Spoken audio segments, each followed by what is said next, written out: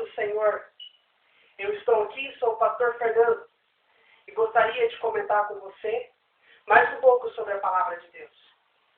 Se Deus não for a sua razão de viver, você não viverá bem. A Bíblia diz em Deuteronômio, no capítulo 5, no versículo 7, e não terás outros deuses diante de mim. Ídolo não é apenas uma imagem de barro ou de madeira colocada em algum lugar. Ídolo é tudo aquilo que ocupa o primeiro lugar nas nossas vidas. Seus filhos podem ser seu ídolo.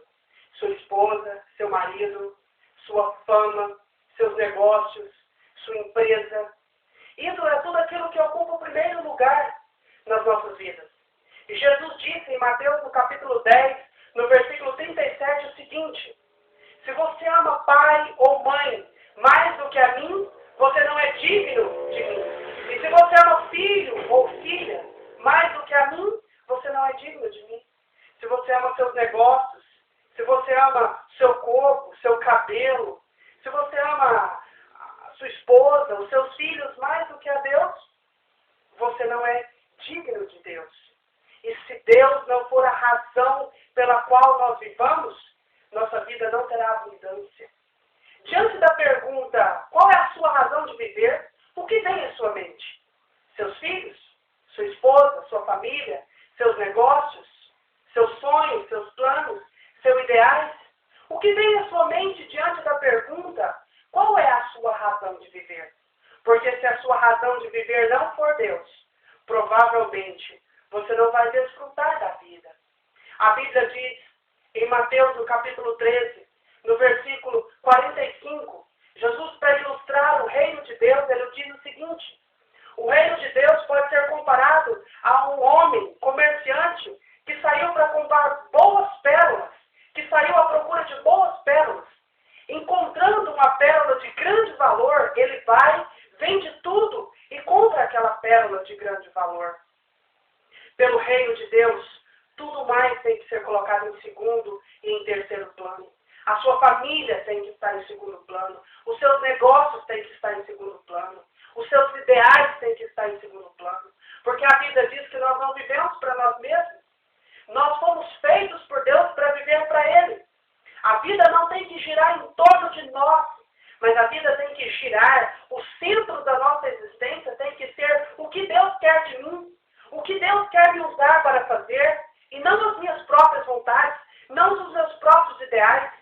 Jesus disse em Mateus no capítulo 6, que onde está o nosso tesouro, aí está o nosso coração.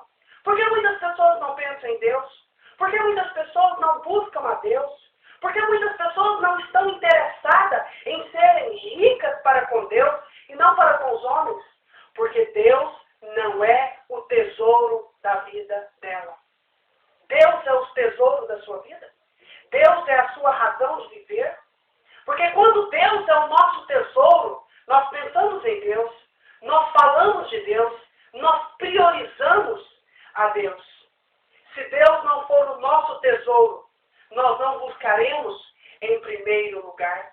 As pessoas não precisam de religião, as pessoas precisam de relacionamento com Deus. O que está precisando, o que o mundo carece nos dias de hoje, os que os cristãos precisam, por interessante que pareça, mas essa é a verdade. O que a maioria, ou o que muitos cristãos estão precisando, é ter um relacionamento com Deus e não religião.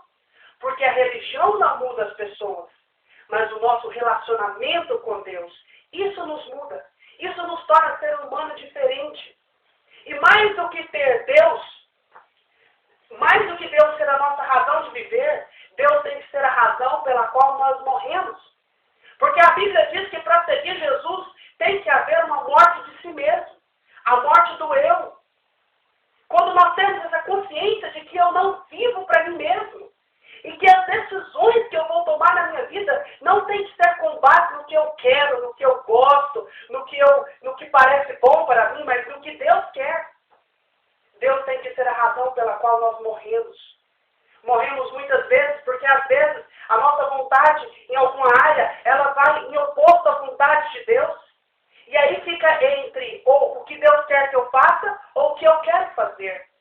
Nós precisamos ter Deus como razão de viver e Deus como razão de morrer. Jesus diz isso em Marcos, no capítulo 8. Se alguém quiser vir após mim, negue-se a si mesmo, tome a sua cruz e siga-me. Negar a si mesmo não é fácil. Dizer não para si mesmo não é fácil.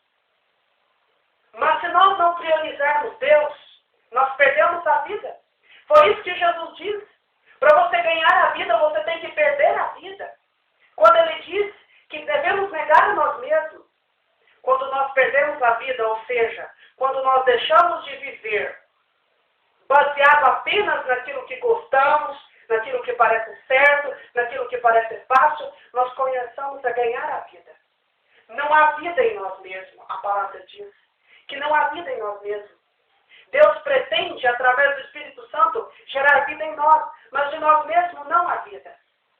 Nós precisamos buscar a Deus. Nós precisamos cultivar o nosso relacionamento com Deus. Precisamos ser sensíveis ao que o Espírito Santo quer de nós, para que nós possamos fazer o que Deus quer de nós. O maior sucesso da sua vida é estar e permanecer sempre debaixo da vontade de Deus. O verdadeiro sucesso não é o sucesso visto pelos homens, não, mas é o sucesso visto a partir da ótica de Deus. A opinião que vale sobre você não é da sua mãe, não é do seu pai, não são dos seus filhos, dos seus colegas de trabalho. A opinião que verdadeiramente vale sobre você é a opinião de Deus. O que Deus pensa de mim? O que Deus quer de mim? E a nossa vida tem que ser pautada em cima desse princípio. Não de agradar a homens, mas de agradar a Deus. Porque o que vale realmente na vida é o que Deus pensa sobre nós. O seu sucesso, ele é se você está debaixo da vontade de Deus. Ainda que o lugar que você esteja pareça fracasso, se você estiver debaixo da vontade de Deus, você é uma verdadeira pessoa